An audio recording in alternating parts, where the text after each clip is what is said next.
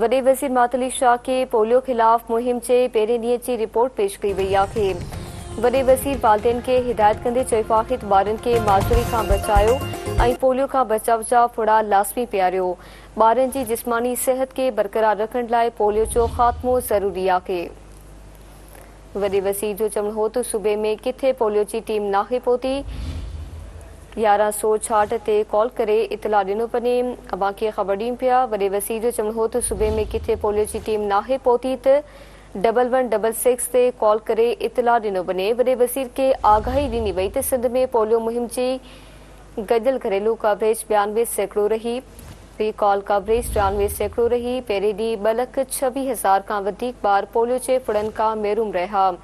वॾे वज़ीर खे आगाही में ॿुधायो वियो त कराची में पोलियो मुहिम दौरान 14.2% ॿार पोलियो जा फुड़ा पीअण खां रहिजी विया आहिनि। वॾे वज़ीर खे आगाही ॾिनी वई त हैदराबाद में 8.6, मीरपुर ख़ास में 8.1 ऐं लाड़काने में 7.7, सखर में 7 ऐं शहीद बेनज़ीराबाद डिवीज़न में 5.7% ॿार पोलियो जा फुड़ा न पी सघिया। तफ़सील मालूम कंदासीं चीफ रिपोर्टर कराची फयाज़ कुरैशी खां। जी फयाज़ कुरैशी आगाह कजो।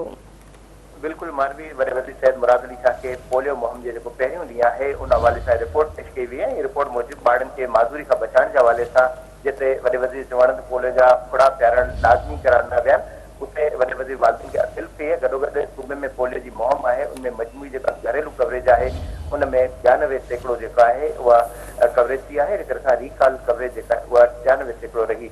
पहिरें ॾींहुं 2,26,000 खां वधीक जेके ॿार आहिनि उहे पोलियो फुड़नि खां महरूम रहिया ऐं कराची में पोलियो मुहिम खे दरपेश जेके चैलेंजिस आहिनि उहो 14.2% ॿार अञा ताईं रहियल आहिनि ऐं कराची में घरेलू कवरेज 87%। कुझु ज़िलनि में वालिदैन जे इनकार जी शिरह जे हवाले सां रिपोर्ट में ॿुधायो वियो त ॻणती जो सूरत हाल आहे त कराची ॾखण ज़िले में वालिदैन जे इनकार जी शिरह 40% रिकॉर्ड कई वई ऐं वधीक रहियल ज़िलनि में फौरी टारगेटेड जेको फॉलोअप जे हवाले सां वॾे वज़ीर हिदायत कंदे चयो आहे त न सिर्फ़ु अमल कयो वञे बल्कि पोलियो जे ख़ात्मे ताईं कंहिं क़िस्म जी गफ़लत बर्दाश्त न कई वेंदी।